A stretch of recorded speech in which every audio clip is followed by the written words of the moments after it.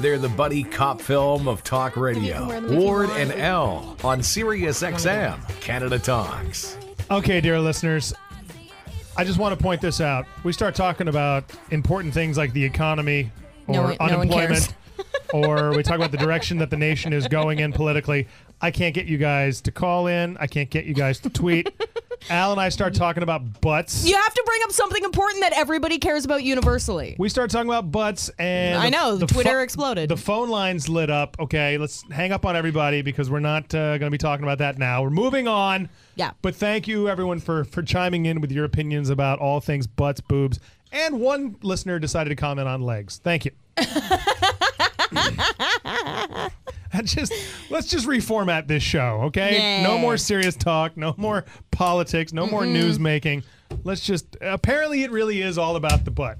I know, you're just mad because you were like, it's not about the butt, and then me and everyone in the world went, no, it totally is. All right. It totally is. There you go. Ward now, your place to talk about the pooper. All right.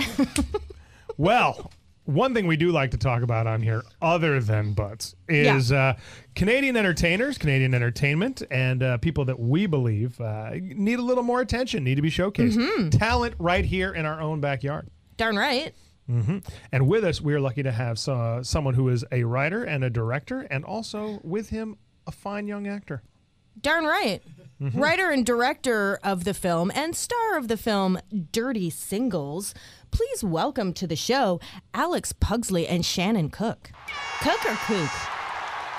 Cook? Yeah. It's hard to tell. It's spelled sort of kook, yeah. I should have brought that up before we got on air. That would have been professional. Most people don't, so I'm happy about that. Okay. Now let's talk about Dirty Singles because, first of all, such a great cast. Sounds like a movie about the butt. Well, are there butts in the movie? Well, Shannon and I are a little disappointed that we're not here to talk about butt, because we were going to do the whole Nudal Frontity. We were going to try anything, but you know what? We'll let you guide this whole thing. Okay. There is some flesh, though. I tend to end up shirtless in a lot of roles, and I am in this one. That's what comes from being young and having very low body fat, sir. Yeah. Enjoy it while you can. How old are you, Shannon? I'm as old as you want me to be in this life. Wow. That's how actors roll. Yeah, I'm not going to lie. As a chick, I'm like, I like that answer. But yeah, Shannon's telling very political answer, sir. Shannon's telling the truth. He's without tops for most of the movie. Yeah, in the trailer, I believe, don't you have your shirt off with the fabulous Lauren Ash? Yeah. I sort of interject her high school sweetheart relationship and throw a wrench into their whole... you get all up in their business. Yeah, there's a lot of scandalous things going on. It's like a bunch of friends from high school who've known each other for a long time, and questions start to come up at a certain age, and you see the divide between different generations of people and the way they handle relationships. It's really funny. The cast is amazing, and I was very proud of watching it. Well, Alex, I like to. You wrote and directed the movie. I did, yep. What I like to say is, it seems to me to be a young Canadian modernized Big Chill. It is a bit like that. Those characters are a touch older. These people are only like 27, 28, 29, 30. It's like 5 years after university, and you're in your first real relationship, and you're wondering if it's going to last forever, and then maybe it doesn't. And then in this movie, the favorite couple get married, they get a house, and then they break up spectacularly, and that kind of sends a breakup virus through the rest of the couples, and they're like, well, if they broke up, it's what? Like SARS. What like SARS, yeah. Yep. And so interesting way of looking at it.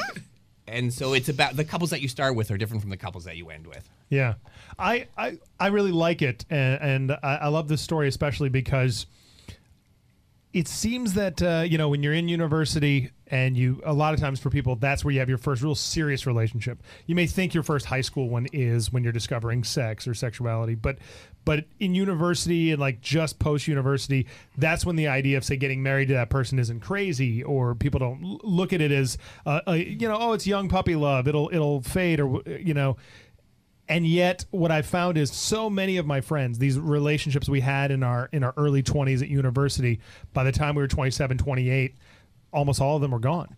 And a lot of these relationships people thought would last forever. And the couples that you thought would be around forever were sometimes the first ones to split up, or in some cases marry and then divorce. And you really start to discover as you're pushing 30, all the things you thought you knew about relationships is actually wrong.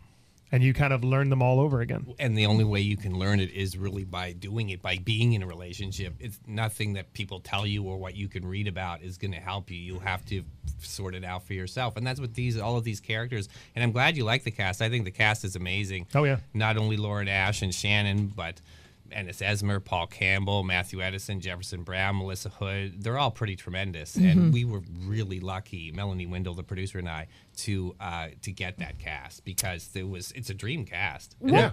What was the casting process like? Because I'm sure, I mean, you have worked in a variety of capacities on half the shows that have been produced in Canada in the last few years. And so I'm sure a lot of these people were familiar to you, but was it like, did you audition everybody, or were there some people where you went, I know I really want to try and get this person for this part? Great question. I have worked on a bunch of different television shows, and I thought, I probably know everybody in the city, but I didn't at all. And we got the help of Jenny Lewis and Sarah Kay, who are a casting agency here in town. And we saw like 240 people. The thing about this show, it's not only are you casting attractive people who are good actors, you have to cast attractive people who are good actors who also feel like they would be in a couple together. So we're kind of matchmaking, because the audience will tell in a second if someone feels like, they would never actually be a couple. They would tune out. And my problem with Paranormal Activity, right there. The first one? Yeah. I was like, you can tell they met an hour ago, and that these people wouldn't. I hated both of them. Really? They were terrible actors. I said it. Oh God, I hope they're not listening. I'm sure they're going to descend upon us. Yeah. But you could tell they had just met, and I was like, no, these two would never. Get them out of here. Sorry. And that's why they're dead.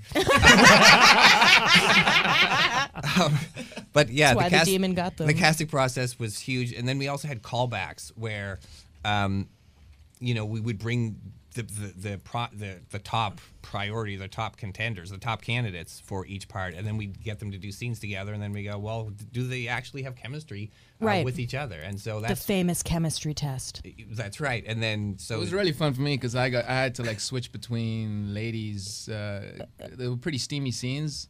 And it was the most hands-on audition I've ever had. But, hands-on. I hear what you're saying. Yeah, did you take one look at Shannon and go, this guy would totally break up relationships. Let's get him in there.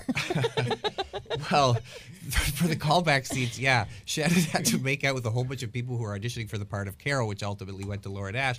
So I don't think Lauren was really... She was like, there's not a lot of acting required. All I have to do is pretend that I'm being attracted to Shannon. And actually, when we shot that scene, it was like, do you mind if we do another take, Lauren? Nope. I got the opportunity. The first time I met Lauren was we were on a panel together at the She-Dot Festival here in Toronto last year. And she is just such a funny, smart woman. So I was so excited that she's in the movie, because she's one of those people where you go, just be in everything. Yeah. Just people need to realize your greatness. Yeah, she is great. She's on a show with Rebel Wilson now. It got canceled. Yeah, I didn't want to say that, but yeah, Super Fun Night, which we was all know it's true. It was my wife's favorite show of the last. Great show, of last year. Great show. People are dumb. And Shannon, I have to bring this up because I did just mention Paranormal Activity, and I am a big horror person. And you were in The Conjuring, and what I want to ask you, because I feel like that was the best horror movie last year. Thank you. For sure. And I'm not a demonic possession person, but they kept the demonic Hatchet 3. Okay, that's different. But the parts where they're actually possessed, like that's why I hate The Exorcist. I'm like, the whole thing is just her with the demon in her, and they're exorcising her. Boring. The Conjuring, that was kept to a minimum. But that movie was so creepy. Is it creepy when you're making that movie, or is it all like you're like, oh, it's super pretend? Or did you ever leave the set at the end of shooting one day and go, okay, it's lingering, I'm just going to turn on all the lights? Well, it was weird because it's based on a true story, and I'd read the book, and Lorraine Wells and all of them were on set with us, and were they there? They were there, yeah, and so was the family, and they were telling us weird stories that happened to them, and you don't really want to mess with the spirit that you think maybe did exist, because I do believe in that sort of thing. So I wanted to respect the story, but I was also sometimes a little worried about, because I've heard stories of The Exorcist and what's happened to the cast, and when Vera first actually read the script, it sounds really weird, but. She read the script, and then she got in a call with James Wan about doing the role, and when she put the phone down, she went back to her laptop, and there was 3 gashes down her screen. And I heard the story, so I brought it up to her. I'm like, what's up with that story? Is that like a real story? Is that just some rumor? And she just sort of looked off and sort of kept quiet and got really uncomfortable. So there was some weird things that happened on set, but you know, the demon, I try not to look at him too much because I try to make myself more afraid of him. You're on a set though, that's a huge studio with a lot of people, so you feel safe. But you know, when you go home at night and you know, just behind the scenes, you do question things a little bit. Right, it gets creepy. We are speaking to writer-director Alex Pugsley and actor Shannon Kook from the new movie Dirty Singles. Alex, what made you, of all things, to decide to write and direct now at this time? Like, what was it that drew you to this idea? Well, I think Toronto does a lot of things really well. I think independent comedy in this city is great. I think independent music in this city is great. I think independent publishing in this city is great. But in film and TV, in English Canada anyway, I don't know if we're really, you know, blowing the doors off the place. And I thought what I should do is complain and talk to my friends and criticize things. Then I thought, no, I should go out and make something. And, you know, when you work in TV as a writer, it's fun, and especially if the other people in the writer's room are great. But after a while, there's a certain amount of artistic heartbreak because the things that you really want to turn out well, sometimes they don't turn out well for whatever reason. And I thought, there's an opportunity, especially between the months of November and March when things are sort of lulling in the city, that you can get out there and make something. So this movie was shot very, very cheaply. I mean, it was shot in 14 days. We had 21 speaking parts in 35 locations. So we were flying. But I thought I wanted to do something that represented what I thought was good. And I, you know, cast it and produced it with Melanie and wrote and directed it. So if it's terrible, it's because it's my fault. But if it's okay or / pretty good, then it's because I worked really hard to try and make that happen. So yeah, I wanted to do something that was representative of my point of view, I guess. Well, and relationships are always a great basis for a story, right? Because we all have them. We're all fascinated by them. We all spend our lives trying to figure them out and figure out what we're doing and how we're interacting. And so it's such a universal topic, and I think we're all kind of getting tired of the teenage romance movies. Well, in a sense, right? Because once you're not a teenager anymore, you go, yeah, great, they're 15, no one cares. True, and also a lot of those stories, they feel really generic, and I wanted this one to feel real. Like the people talk like real life, and what the mistakes they made were like real life, and I wanted it to have the messiness and the realness of what happens in your life and your friends' lives. And so, you know, it's up to the audience to decide if that was achieved, but that's what we were going for. Now, with a short shooting time like that, did the cast at least get to spend a lot of time together so that they could kind of bond as part of that, you know? I would love for that to have happened, but I think we had one read through, Shannon, and we didn't have any rehearsals. So we were people were meeting on set, and we only had, I don't know, like 55 minutes to shoot each scene. So that's independent Canadian filmmaking for you, man. Yeah, but if there are filmmakers out there listening to this, I'd say go for it and do it right now and make it happen. Just because that's how a scene gets jump started. One time a guy even kicked us out of his house because he thought that we were like doing something we weren't supposed to be doing, but we had a permit and everything, but I don't get, he wanted. Did you have your shirt off, Shannon? I did actually have my shirt off. He felt threatened. Yeah, that was sort of the high point of professionality. We got thrown out of a location, so now we're a film crew on Queen Street, wondering what the heck we're gonna do next. And then it's like, well, let's. I had to get those shots that day too. He was this old, angry Guyanese guy, like threatening to beat us all up, and it was a very awkward situation. Yeah, it was magical. Well, when you have that kind of schedule and you have all these things, do you have multiple crews? Are you shooting more than one thing at a time? Because I imagine you don't have the budget for that. So is it literally like kamikaze, like, we're done here, everyone run to the next location. Go! Shannon, take off your top! Well, the whole movie, if you know Toronto, the whole movie was shot within like about 100 meters of Ossington and Dundas. So every location was in that neighborhood. So we didn't have a lot of location moves. You're the reason I couldn't park. Yeah. Well, actually, no, because we hardly had any vehicles. So there was one when Shannon has a great scene when he's singing at the Communist Daughter, and we did that at like from 10 a.m. Oh, such a cute little place. To 11 a.m. Then we went down the street to Reposado. Then we just shot in an architect's office, and then we were like in 6 locations all within that strip. So yeah, we were flying for the whole time of the shooting, but sometimes independent filmed in Canada, it's like it's only one location and there's 6 characters, and it's like, we're in a cabin, and where's Jerry? I don't know, chainsaw noise. And that's true. I've seen that movie, and I like that movie, but I thought there must be another way to make a low-budget independent film in Canada, and having it all within, a section of the city was a way to do it. And Ossington's one of my favorite parts of Toronto, so as an actor, it was sort of special for me to get to shoot something over there. I was loving the fact that we were just shooting in that location.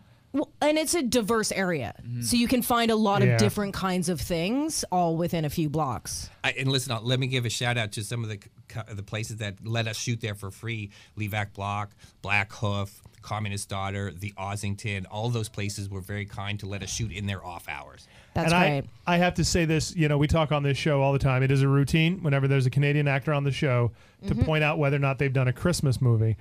We say that Canadian actors make their money on Christmas and horror movies. And what is Shannon's next film coming out? Yeah, a Christmas horror story. Oh, that's hilarious. Yeah, you it's got both of them in one. And Kudos, sir. Kudos to you. I did a Christmas movie with Jenny Goth as well, and the Conjuring. I didn't know that was a thing, but it's actually true. Yeah, Christmas horror stories with Zoe de Grand Maison from Orphan Black and Alex Ozeroff and William Shatner. It's gonna come out like end of next year. But what should be out before that is Dark Places, which is starring Charlize Theron and Christina Hendricks and Chloe Moritz. Oh, no one's ever heard of those people. Yeah. No, everyone knows who they are. That's pretty awesome. Yeah. So you're doing real good. Doing my best, Because let's look at the list of ladies' names that are. So Vera Farmiga, who is the best thing that ever happened. She got to make out with Matt Damon and Leo DiCaprio in one movie. I am so jealous of her. I hope she dies. No, I don't. And then Charlie. What's that like? As a failed actor, I would like to know what your success feels like.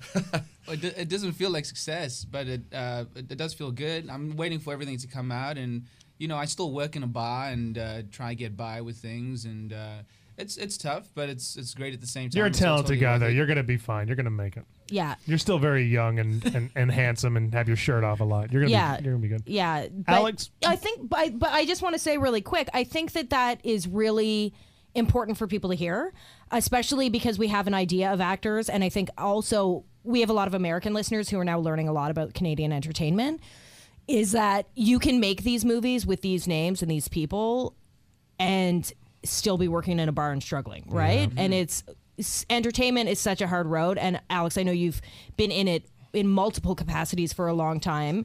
And so you also know, especially in Canada, man, you got to claw your way in this industry. To make a living, right? You do. Well, I mean, Toronto's a great center to get involved in all kinds of things. When I started, I was a PA and a set dresser and a props person and a driver. And then I was a photocopy guy. But there are a lot of ways in. And then if you treat people well and work hard, I think things can happen. I know we're wrapping up, so I just wanted to blab about... No, it's okay. Oh, okay. Blab, blab, blab, blab. Oh, I just wanted... If people wanted to find a way to see Dirty Singles... it's on video on demand, like Rogers On Demand and Bell Pay-Per-View. And then in December, it's going to be on the Movie Network and iTunes. December 15th, right? Yep. Mm-hmm. Excellent. And Alex, you working on another project? Yeah, I would love to. Listen, I love romantic comedies, and I'd love to do another one. So that's the plan. Great. That's great. All right, well, when you do it, you'll come back here and talk about it. And we'll all be taking off our tops. Yeah. I love your tie, by the way. You look sharp today, Wood. Thank you. I got to go to a charity thing after the show. He also dresses like this every day. Spot on. This is Ward and Al, and check it out. Dirty Singles is the movie, and we'll tweet it out when it starts airing, and you can get it on iTunes. We'll talk about it more. Thanks for having us, guys. Thanks, guys. Thank you so much for being here. Cheers. And we'll be right back.